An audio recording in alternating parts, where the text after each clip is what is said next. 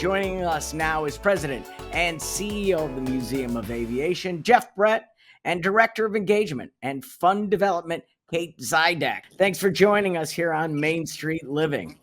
Yeah, Thank you. Thrilled to be here. Thank you.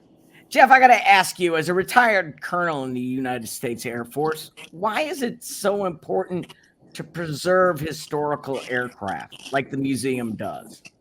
Yeah, so we preserve the artifacts, whether it's aircraft, whether, we have over 4,000 other artifacts in the museum. But those artifacts are what we use to tell the stories. It's the human stories that really make the museum that important. I mean, that's really the important part of it. The airplanes, the artifacts, they're all just inanimate objects, but it takes the human, and it's that human story that is what we like to tell. And if we don't tell the stories, they're lost. As we look at World War II, our veterans from World War II, there's just not that many. We just celebrated the 80th anniversary of D-Day. Those human stories are gradually going away, and if we don't record them and tell them, they're lost forever. What are some of the stories that are most popular and some of the exhibits at this time right now at the museum? Well, sure. The SR-71 is always a fan favorite. In our particular aircraft set the absolute world speed record. There's no airplane that's flown faster than the one here on display. There's other fascinating stuff from, we have F-117 that's going through restoration. We have a fascinating project that's ongoing right now. We have a team in Alaska that's recovering a C-47, which is a World War II transport. This particular aircraft was a D-Day veteran, so it dropped 17 men the night of D-Day there in Normandy, and we're in touch with the family of the crew.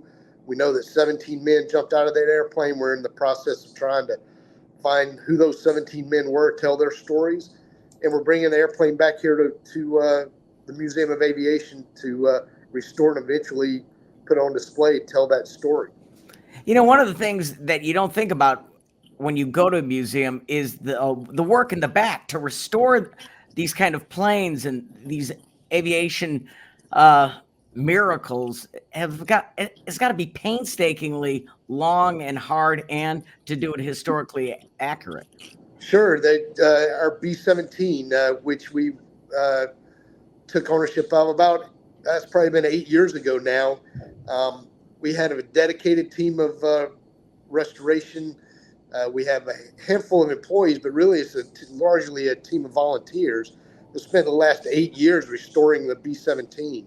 And it's still an ongoing project. But one of the things we try to do is restore things to their historically accurate state, because that is what that is the story we're trying to tell. That's the story of the human that we're telling about, that these are the aircraft, these are the artifacts that were used, that they flew, that they maintained, that they built. And we try to do that historically accurate. It takes an army. We have an amazing team here.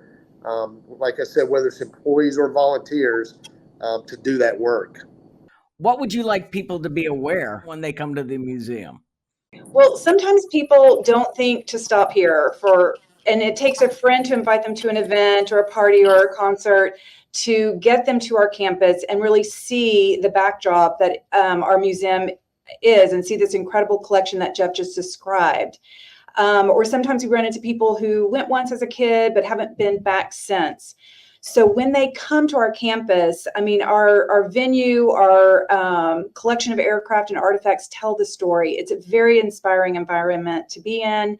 So sometimes it takes a party to get them here, and then they realize, wow, it's right here in my backyard. I can bring my grandkids, I can bring my out-of-town friends, and come enjoy the incredible resource that this museum is for the community.